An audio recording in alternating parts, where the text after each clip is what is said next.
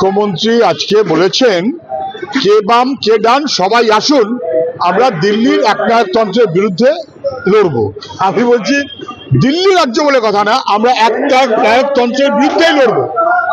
একনায়কতন্ত্রে দিল্লি রাজ্য হয় না। কিন্তু মুখ্যমন্ত্রী এটা বুঝলেন না যে উনি একেবারে বিজেপির জুতো পায়ে গলিয়ে দিলেন।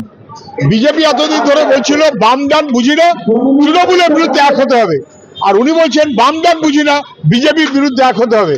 আমি বলছি ডান এক পক্ষ, তৃণমূল বিজেপি মিলিয়ে, তার বিরুদ্ধে সমগ্র মানুষ এখন একতন্ত্রের বিরুদ্ধে লড়তে হবে। রাজ্য এবং দিল্লিতে যারা বসে আছে তাদেরকে খারিজ করতে হবে। পশ্চিমবাংলার মানুষ ঐক্যবদ্ধ। ওর আগে বলেছিলেন লাল ঝান্ডা যেন কোথাও দেখা না যায়, আজকে লাল ঝান্ডা দেখে কোথায় আবার বামেদেরকে ভয় পেতে শুরু করে। দেখুন, ভোটার লিস্টটা নিয়ে যা হচ্ছে এটা খুব অসভ্যতা হচ্ছে। নির্বাচন কমিশনের কাজ প্রত্যেকটি মানুষকে তার ভোটার হিসেবে নাম লিপিবদ্ধ করা যারা যোগ্য, এবং সেইভাবে সবাই যেন ভোট দিতে পারেন তার ব্যবস্থা করা। নির্বাচন কমিশনই তো ভোটার তালিকা কেটে তছনছ করে দিচ্ছে। অন্য রাজ্যে চান্স পায়নি, কিন্তু দিল্লির কথায় নির্বাচন কমিশন চলে।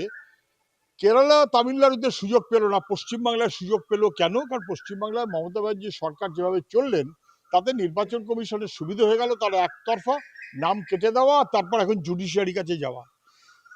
কত নাম বাতিল হলো অ্যাডজুডিকেশনের পর? এই যে 29 লক্ষ, তাতে কতজন বাতিল হলো এখনো পর্যন্ত নির্বাচন কমিশন বলতে পারছে না। তাহলে চূড়ান্ত গোপনীয়তা এবং অসভ্যতা হচ্ছে। ভোটার বাদ দিয়ে ভোট হতে পারে না, এটা আমরা আবারও বলছি। কোনো যোগ্য ভোটার বাদ দিয়ে ভোট হতে পারে না।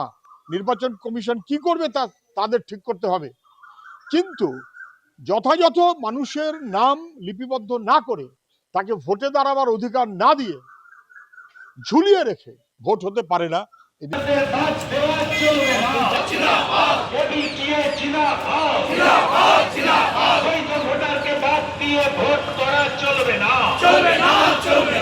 বৈধ ভোটারকে বাদ দেওয়া হচ্ছে কেন? নির্বাচন কমিশন ও রাজ্য প্রশাসন জবাব দাও।